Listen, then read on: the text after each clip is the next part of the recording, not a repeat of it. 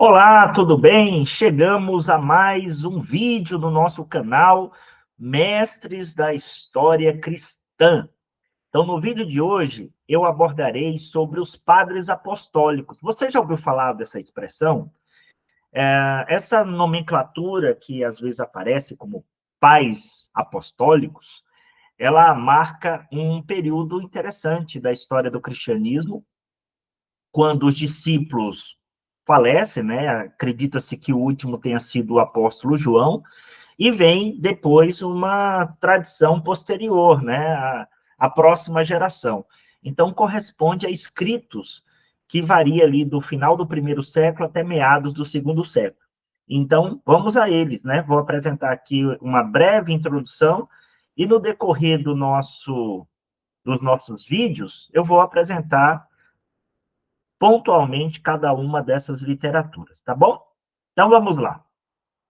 Então, a primeira observação, a igreja primitiva não se não se usava essa expressão padres apostólicos, né? Isso aí veio posteriormente, a partir do século XVII, eruditos começaram a usar essa nomenclatura, e temos aqui a presença do Cotelier, que foi aquele que escreveu sobre patrologia, né, da onde vem a expressão patrologia. Ele escreve uma obra, e nessa obra, Patres Aeui Apostolici, em 2 volumes, ele apresenta alguns nomes dessa tradição que vai ficar consolidada, né, como os padres apostólicos, a geração posterior dos apóstolos, tá bom?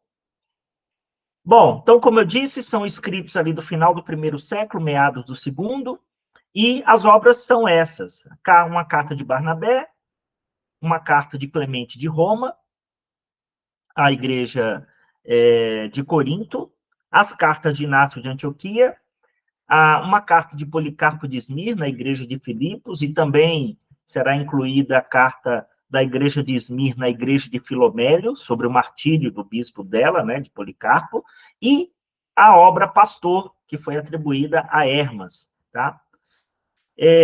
Posteriormente, se ampliou esse número para o texto de Pápias, de Herápolis, né, sobre os ditos do Senhor, e um outro texto desconhecido, né, a autoria, Carta a Diogneto, que depois será classificado como uma obra apologista. E, por fim, foi incluído Didaquê. Didaquê foi achado ali no século XIX, 1883, e depois se incluiu essa obra nesse conjunto conhecido como Padres Apostólicos, ou Pais Apostólicos, tá bom? Bom, aqui a indicação dessa coletânea, né, primeiro volume da Paulus, que tem esse agrupamento de textos dos pais apostólicos. É óbvio que essa classificação não indica um grupo de escritos homogêneos, você não vai encontrar isso.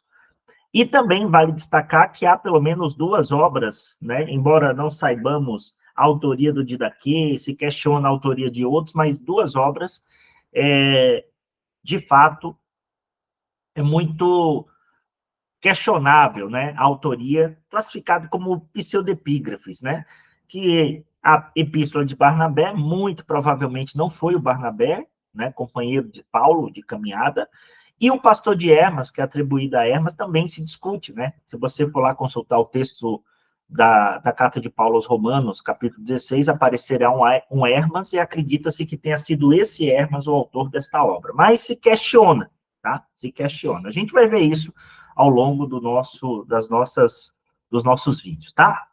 Os escritos dos pais apostólicos são de caráter pastoral. O seu conteúdo e estilo estão estreitamente relacionados com os escritos do Novo Testamento, em particular com as epístolas.